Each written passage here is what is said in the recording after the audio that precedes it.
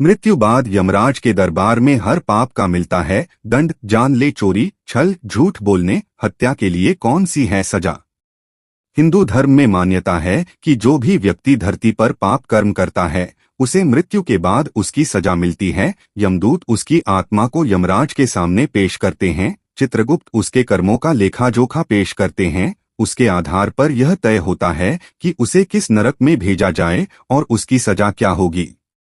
दंड स्वरूप उसे आगे किस योनि में जन्म लेना होगा। यमराज के दरबार में जीव के हर पाप कर्म के लिए दंड का प्रावधान है, उससे कोई बच नहीं सकता है। इस वजह से कहा जाता है कि व्यक्ति को अच्छे कर्म करने चाहिए और सत्य बोलना चाहिए। गुरुर पुराण के आधार पर जानते हैं कि मनुष्य के पाप कर्मों के लिए कौन कौन सी सजा मिलती है। पाप कर्मों की सजा क्या है। 1. जो व्यक्ति सोने की चोरी करता है उसे कीड़ा कीट पतंगे की योनि में जन्म लेने का दंड मिलता है, वह सूकर नामक नरक में जाता है। वहीं जो रत्नों की चोरी करता है उसे सबसे निकृष्ट योनि में जन्म लेना पड़ता है। 2. जो धान्य यानी अनाज की चोरी करता है वह चूहे की योनि में जन्म लेता है। फल की चोरी करने वाला बंदर योनि में जन्म लेता है। 3. घर के सामान की चोरी करने वाला गिद्ध, गाय की चोरी करने पर गोह, आग की चोरी करने वाला बगुला, मधु की चोरी करने वाला मधुमक्खी की योनि प्राप्त करता है।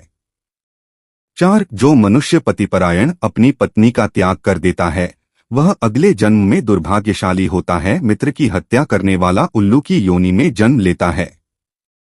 5. किसी की शादी में विघ्न डालने वाला पापी मच्छर की योनि में जन्म लेता है। जल की चोरी करने वाला चातक की योनि में जन्म लेता है। 6. किसी को दान का वादा करके वह वस्तु दान नहीं करता है तो वह अगले जन्म में उसे सियार की योनि प्राप्त होती है। 7. जो लोग दूसरों की झूठी निंदा करते हैं उनको अगले जन्म में कछुए की योनि प्राप्त होती है। झूठ बोलने वाला तप्त कुंभ नरक में जाता है। जो व्यक्ति किसी जल स्रोत को नष्ट करता है वह अगले जन्म में मछली की योनि में जाता है। 8. जो व्यक्ति दूसरे के मुंह का निवाला छीन लेता है वह अगले जन्म में मंदबुद्धि होता है। जो लोग संन्यास आश्रम का त्याग कर देते हैं वे पिशाच होता है।